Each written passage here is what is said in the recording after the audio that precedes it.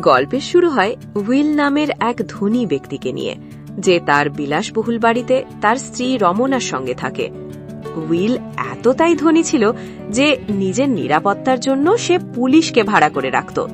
সেদিন police officer James তার দুই সঙ্গীর সঙ্গে শিমু নামের এক ছেলেকে উইলের বাড়িতে নিয়ে আসে। শিমু এতটাই ভয় পেয়েছিল যে গাড়িতে বসে যখন পাশে থাকা মোনা তার সঙ্গে খারাপ ব্যবহার করতে শুরু করে, তখনও সে না প্রতিবাদ করতে পারে না নিজেকে সামলাতে পারে। জেমসের আরেক সহযোগী তাকে শান্ত করার চেষ্টা করছিল, আর মোনা তখন নিজের খেলা চালিয়ে যাচ্ছিল। শেষে তারা উইলের বাড়িতে পৌঁছায়। আসলে উইলের দরকার ছিল একজন কাজের লোক, আর শিমুর দরকার ছিল একটি চাকরি। উইল জেমসের কাজ দেখে খুশি হয় এবং তাকে পুরস্কার দিতে চায়। সে তার সুন্দরী আর যৌবনবতী স্ত্রী রমনাকে ডাকে, যার সৌন্দর্যে শিমু আর জেমস মুগ্ধ হয়ে যায়। উইল জেমসকে টাকা দিয়ে রাতে আয়োজিত পার্টিতে আসতে বলে। রাতে পার্টি শুরু হয়। সবাই নেশায় মত্ত, আর ধনীরা সেখানে তাদের সঙ্গিনীদের নিয়ে আনন্দে মেতে ওঠে। উইলও রমনাকে নিয়ে খেলা করতে চায়, তাই তারা ঘরের মধ্যে দৌড়াঝাঁপ শুরু করে। খেলতে খেলতেই উইল হঠাৎ ব্যথা পেয়ে রমনার ওপর রাগ দেখায়। রমনা মিষ্টি কথায় তাকে শান্ত করে, আর তারা আবার ঘনিষ্ঠ হয়ে ওঠে। এই সময় হঠাৎ শিমু তাদের ঘরের কাছে চলে আসে, আর রমনা লজ্জায় নিজেকে ঢাকার চেষ্টা করে।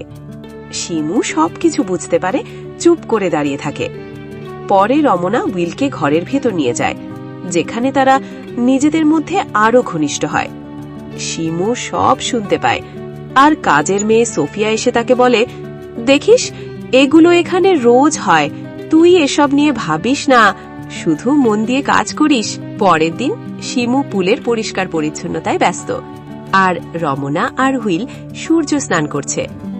সোফিয়া হুইলের জন্য জুস আনলে হুইল তার প্রতি আকৃষ্ট হয় আর তাকে কিছু টাকা দেয়, যার ইঙ্গিত সোফিয়া বুঝে যায়। পরে সে বাথরুমে গিয়ে হুইলের সঙ্গে মিলিত হয়। হুইল কাজে বাইরে গেলে রমনা মদ্যপান শুরু করে, আর পুলে স্নানরত শিমুকে দেখে তার সঙ্গে ঘনিষ্ঠ হতে চায়। শিমু তখন লজ্জায় পড়ে যায়, কিন্তু রমনা তাকে সাহস দেয়। দুজনের মধ্যে ধীরে ধীরে সম্পর্ক তৈরি হতে থাকে। এরপর একদিন শিমু তার অতীতের কথা বলে, যে সে তার বাবাকে কখনো দেখেনি, আর তার মা কিছুদিন আগেই মারা গেছেন। হুইল তার ইমানদারি দেখে তাকে পড়াশোনার দায়িত্ব নেওয়ার প্রতিশ্রুতি দেয়। শিমু খুশি হয়, কিন্তু রমনার দিকে তার আকর্ষণ বাড়তে থাকে। কিছুদিন পরে রমনা তার জন্মদিনে শিমুকে উপহার দেয়, আর শিমু বুঝতে পারে রমনার মধ্যে একটা আলাদা ভালোবাসা আছে। একদিন রমনা স্বপ্ন দেখে যে শিমুর সঙ্গে তার সম্পর্ক শুরু হয়েছে, কিন্তু হঠাৎ সেই মুখ বদলে গিয়ে হুইল হয়ে যায়, যার ফলে সে ভয় পেয়ে জেগে ওঠে। নিচে গিয়ে দেখে হুইল ডাইনিং টেবিলে সোফিয়ার সঙ্গে মিলিত হচ্ছে। এতে রমনা কষ্ট পেয়ে একা চলে যায়, আর শিমু তার পাশে এসে সান্ত্বনা দেয়। শিমুর দেওয়া একটা রুমালে নিজের নাম দেখে সে আবেগ আপ্লুত হয়ে পড়ে। এরপর একটা পার্টিতে হুইল রমনাকে অন্যের সঙ্গে লজ্জা দেয়। রমনা রাগ করে তাকে চড় মারে। এতে হুইল রাগে গিয়ে রমনার উপর অত্যাচার করে।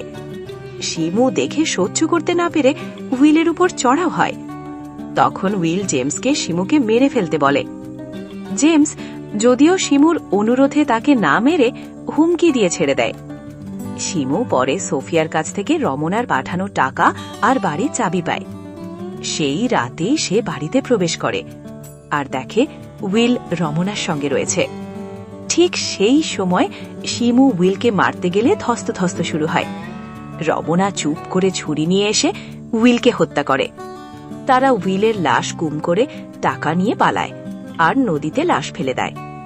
পরের দিন সকালে তারা এক নির্জন স্থানে এসে পৌঁছায়, যেখানে দাঁড়িয়ে থাকে পুলিশ অফিসার জেমস।